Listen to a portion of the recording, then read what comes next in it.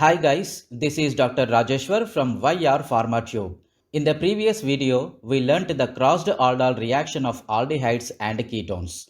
If you did not watch it, hit the I button on top right of this video to watch it. For the other topics of aldehydes and ketones, links are available in the description below this video. Watch them. In this lesson, we shall try to understand the Cannizzaro reaction. The Cannizzaro reaction is named after its discoverer Stanislao Cannizzaro. It is a base-catalyzed disproportionation reaction of two molecules of a non-enolizable aldehydes to give a primary alcohol and a carboxylic acid. For example, when 2 moles of benzaldehyde on treatment with either sodium or potassium hydroxide gives sodium or potassium carboxylate salt of the carboxylic acid product along with benzyl alcohol. The process is a redox reaction involving transfer of a hydride from one substrate molecule to the other, in which one aldehyde is oxidized to form the acid, that is benzoic acid, and the other is reduced to form the alcohol, that is benzyl alcohol. The reaction mechanism involves two steps. The first step takes place by nucleophilic addition of hydroxide ion to a carbonyl carbon of the aldehyde to give a tetrahedral intermediate which expels hydride ion as a leaving group and is thereby oxidized. A second aldehyde molecule accepts the hydride in another nucleophilic addition step and is thereby reduced. In the presence of a very high concentration of base, the aldehyde first forms a double charged anion from which a hydride ion is transferred to the second molecule of aldehyde to form carboxylate and alkoxide ions. Subsequently, the alkoxide ion acquires a proton from the solvent.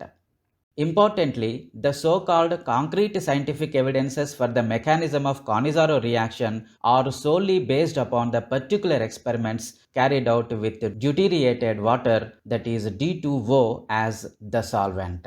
It may be expressed as shown in the reaction in which the salt gets hydroxide ion to form an intermediate in which the hydride and proton shifts takes place, and upon treatment with deuterated water produces methanol and carboxylate ion. The methanol fails to contain the C-bonded deuterium, thereby ascertaining the fact that the so-called shifted hydride ion is given by a second substrate mole and certainly not from the solvent, that is deuterated water. Further supporting illustrations.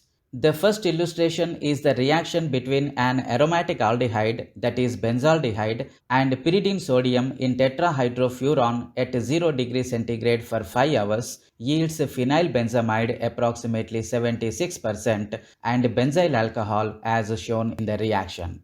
The second illustration relates to the interaction of alpha-naphthyl aldehyde with potassium hydroxide powder and heating at 100 degrees centigrade for a duration of 5 minutes in a solvent-free medium to yield a mole which of alpha-naphthyl carboxylate and alpha-naphthyl methyl hydroxide as given here. Curini et al. Extended the Cannizzaro's reaction by treating dihydroxymethoxybenzene with 0.1 equivalent of ytterbium in water at 80 degrees centigrade for 1 hour in the presence of isopropanol to yield phenyl hydroxymethyl dialkyl methyl carboxylate as shown in the reaction. The Cannizzaro reaction is little used today but is interesting mechanistically because it is a simple laboratory analogy for the primary biological pathway by which carbonyl reductions occur in living organisms. In nature, one of the most important reducing agents is NADH, that is reduced nicotinamide adenine dinucleotide. NADH donates hydride ion to aldehydes and ketones, thereby reducing them in much the same way that the tetrahedral alkoxide intermediate in a Cannizzaro reaction does. The electron lone pair on a nitrogen atom of NADH expels hydride ion as a leaving group which adds to a carbonyl group in another molecule. As an example, pyruvate is converted during intense muscle activity to S-lactate, a reaction catalyzed by lactate dehydrogenase enzyme.